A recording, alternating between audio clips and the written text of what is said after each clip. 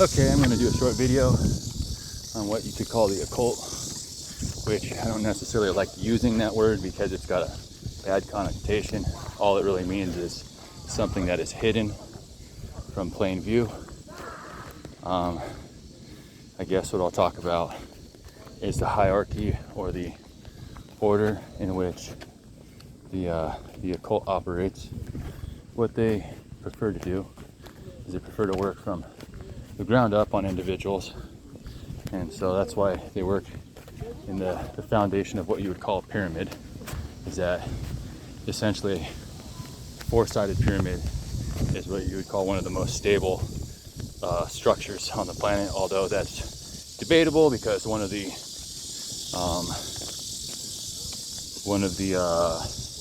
pyramids of Giza is actually 8 sides plus the bottom, so 9 sides in total. That's only really visible from the sky directly overhead. But the main point of the story of what I'm saying is that a pyramid has typically four sides to the base. It's a square. Sometimes they come in a triangular form. If you look at a four-sided dice, it's got 3 sides to it. And so that's a 3-sided pyramid. I actually don't tell anyone this. I haven't told anyone in the 10 years, 12 years that I've had this. Oh no, I've had it longer than that. I've had it for close to 15 years. My buddy's corn pouch, I've got about 12 or 14 4-sided dice in there, plus a moon rock and some other things. I usually don't tell anyone, but yeah, those are my things. Anyways, I've got about 14 different 4-sided dice in there. They're all pyramid shaped, of course. And what they don't tell you is that most people don't get off the ground floor, right? The ground floor is organizations and structures that hold society together. It may be something like Lions Club.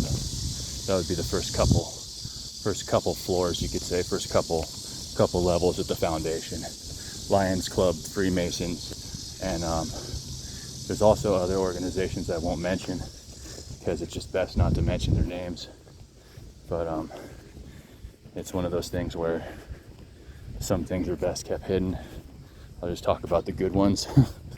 Lions Club, Freemasons, Rotary Club, Shriners. Those guys all typically are little goody two-shoes, you could say. I'm joking, they're good people.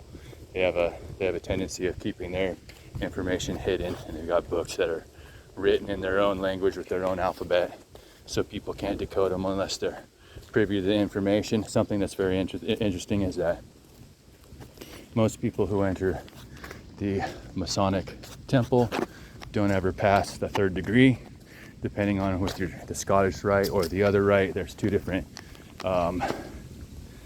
there's 2 different schools of thought on Masonic teachings. I believe one has 13 degrees, the other one has 33, if I remember correctly.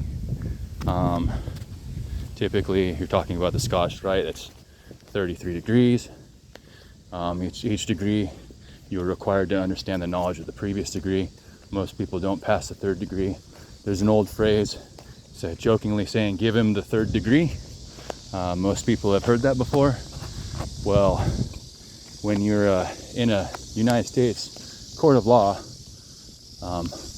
typically, if not always, there's 3 steps that you have to go up to approach the judge's bench. And so that is your 3rd degree.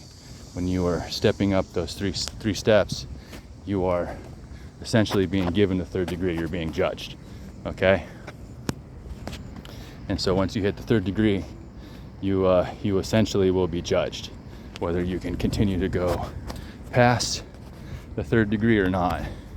That's something that is what you would say not understood by many outside of the temple, but is something that is well understood and understand inside the temple amongst the members. But yeah, it's kind of an old saying. You give them the third degree, it's like kind of give them a hard time, and that's what that's about. So most of these old sayings that you hear have some sort of meaning along the lines of that, and I think what it does is it provides you with some knowledge. You know, most of the old sayings have these different layers of meaning, and one of the things you'll find as far as the Masonic temple goes is that as you climb up the ranks and go through degree to degree, you will fall back upon old stories and allegories, and they will have an entirely different meaning to them. So you will learn the meaning at the degree in which you are meant to understand what it means, and then as you ascend to a higher degree, you will fall back upon those teachings, and they will have a different meaning to them. So those are essentially what you would call the foundation that holds the pyramid up. Those are some of the basic fundamental groups, organizations that, well, what they do is they are the machine in which holds society together. They're the cogs in the machine. They're the glue that keeps everything together, everything functioning properly. And as you ascend, you go up. Oh, there's also a female version of the Freemasons. I believe it's called Order of the Eastern Star or Order of the Northern Star. Now that's typically female only, from what I understand. I don't know how they do that now with gender diversity and all that. Seeing as how they made the Boy Scouts also available for women to join, I have no idea. I say with things like this, let boys be boys and girls be girls, and keep their organizations separate. They can operate and organize each other and work together, and I think better serve the public when they don't have to worry about such things. As you ascend, you will run into organizations like Rosicrucians. They are essentially the Knights Templar, which came from the which were the descendants of the Masonic temple, supposedly. I'm not certain on that, so don't quote me, but I do know that there's some organizations as far as the Rosicrucians and a few other entities that protect the secret information that has to do with the Catholic Church. That's a little bit higher of a level, because you're talking about deeper information, deeper understanding of forbidden knowledge, because most people shouldn't really know the deeper knowledge as far as the Catholic Church goes. It's not in the best interest of the public, because it's complicated, and it's something that you need to understand the foundation before you work your way up to have a easier job ruminating and recognizing the value of the information that you're given. Some people might not even necessarily be able to handle it. That's one of the reasons why they keep it quiet. The world that we see in front of us is not necessarily what is real, and that makes people very much so discontent. I always said that if you told the whole world the way the world would work, that people would the hospitals would be full, because people would freak out. So I think that it's kind of funny.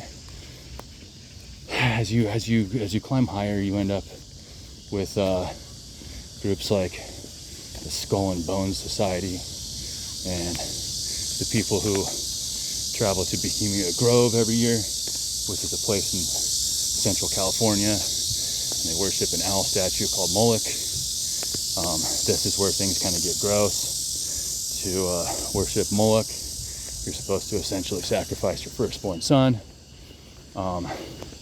From what I understand, that doesn't necessarily have to be right off the bat from when the child's born, although obviously that's an option. It can be at a period of time of what we would call their choosing or your choosing, if you were the parent of the child. So that's once you're getting like halfway up to 2/3 up the pyramid.